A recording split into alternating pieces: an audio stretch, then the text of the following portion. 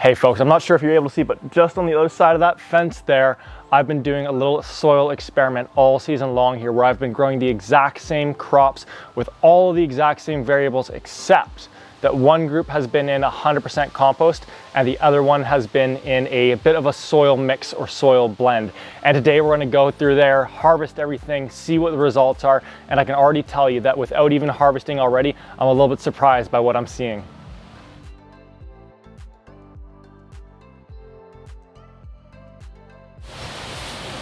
Hey folks, I'm Jordan from Mind and Soil, where we're looking to introduce 1 million individuals to the mental health benefits of gardening. So if one of the reasons why you garden is because of the impact that it has on your mental health, your headspace, your well-being, then go ahead, give us a subscribe, come and join us. We're going to be putting all kinds of videos out like this, and we really can't wait to grow with you. So for today, as I mentioned, on the other side of that fence, I've been doing a little bit of a trial or experiment because we get so many questions around how should we be setting up our soil at the beginning of the season when we're creating a raised bed or a container. How should we be amending it, and what kind of maintenance should we be doing with it, and what should we be amending with it? And these all kind of fall into the soil management world. And so I figured and I decided, well, why don't I go ahead and start just kind of experimenting and seeing and playing around with it to see what happens. And so what I decided to do at the beginning of this season, several months ago now, was put a little trial bed in my front yard. And once I established that bed, I put a piece of wood down the middle there, and I filled the right side up with just 100% compost. And this is very much that Charles Dowding style of no dig, no till, just growing in 100% compost.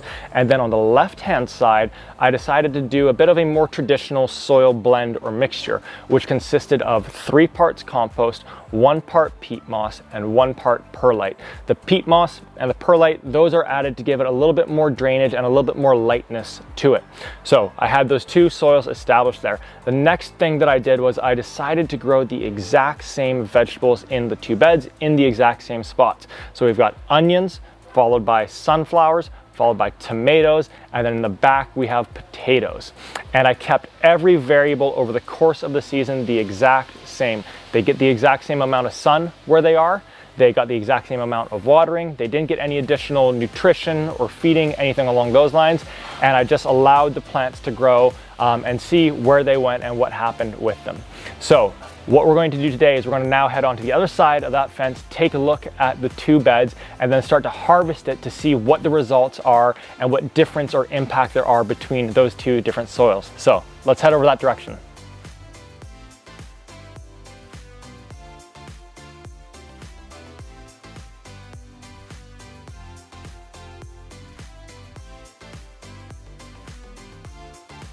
Okay, well, starting with the sunflowers here, the big one, we can't even get into the same shot here with all of us being in it, but it is probably 2/3 the height of the shorter one on the left here. And now the one on the left, this is planted in that soil blend of compost, peat moss, and perlite. So the one that was grown in 100% compost, it is, you know, again, probably 50–60% larger than the one grown in the mix, which is super interesting. We need to get that one out of the way first, just because it's so obvious and clear that the one in the compost grew significantly larger. Now, coming into the onions next here, I can see just from looking at it at face value that the ones that were in the blend have grown, you know, quite a bit better and larger than those that were in the pure compost here. And so what we're going to do is we're going to pull out the scale, we're going to harvest these, and we're going to get the actual kind of number and the count, the read on how much larger, how much more growth there was on that front. All right, so we're going to get started with the soil blend. Little teeny tiny onion didn't do so well. That's a better sized one, and 3rd one here. These all got in there fairly late, so not surprised that they're a little bit small. There we go. Okay, 240 grams. Now let's grab the compost one. Tiny. 152. So I'm giving the sunflower to the compost and then the onions to the soil blend. Let's move on to the tomatoes here. We are going to harvest just all of the tomatoes from these plants here and then get them onto the scale.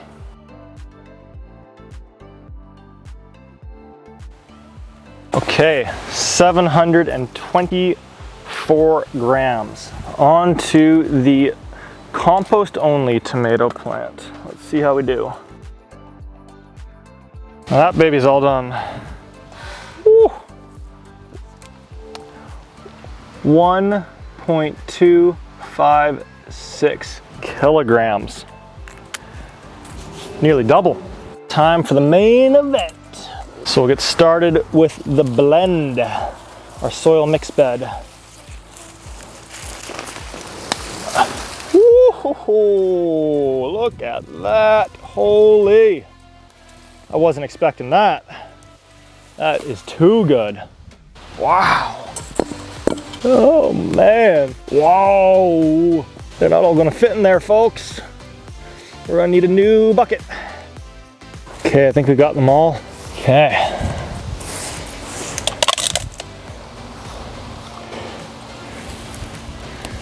.416 kilograms. So next up, we've got our 100% pure compost bed. Let's see. Oh, wow, these performed so well. Oh my gosh. So we're at 1.93 right now, resting beneath the surface. Hey, there's a big white one. Let's give it the good final search through here. 3.188. All right, take a look at this, folks. Pretty remarkable, pretty incredible, hey? And just look at the size of some of these potatoes that have come out here. And it's so cool to me to think that I only planted 2 potatoes on this side and 2 potatoes on this side, and each of them yielded more than 3 kilograms of potatoes. So what we're looking at over here is our soil blend. This was the 3 parts compost, 1 part peat moss, 1 part perlite. And over here, we have our 100% compost. That was the only thing that was going into it.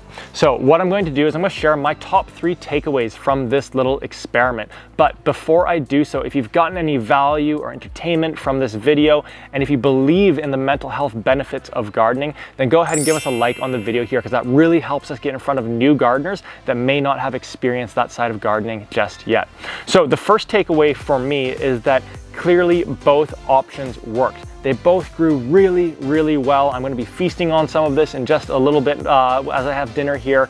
And to me, what that really means is that there's no one way to approach gardening. There's no right and wrong, but rather there's a number of different ways that we can be going about approaching gardening and getting things into our garden. So keep that in mind, and don't ever feel like there's a right way that you have to go about it or a wrong way that you're going about it. There's many, many ways that we can go about working in the garden.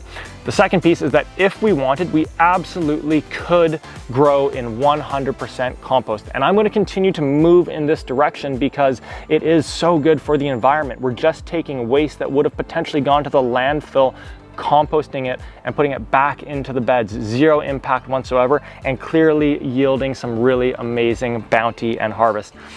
Third takeaway is that was just a lot of fun. This is what gardening is all about. I love experiments like this. So if there's any experiments that you would like for us to do, go ahead, leave those in the comments. I'd love to get to a couple of them. It's always fun to play around with different things. And speaking of, there is a next experiment that I want to do. And that is that I want to do another soil experiment, but I want to play around with going at 100% compost on one side once again, and I want to do a new blend. And that new blend that I'm going to try is going to be 3 parts compost, 1 part vermiculite. I've really enjoyed playing around with vermiculite this season. It's nice and it's light and it's airy, but it also retains some water. So I'm curious to play around with that new combination there. That's kind of the flavor of the month for me on that front right now. But for today, that is everything. So I really hope that you've enjoyed this little experiment. I hope that it's helping you feel a little bit more comfortable, a little bit more confident in your garden. And I can't wait to see you on the next one. See you then.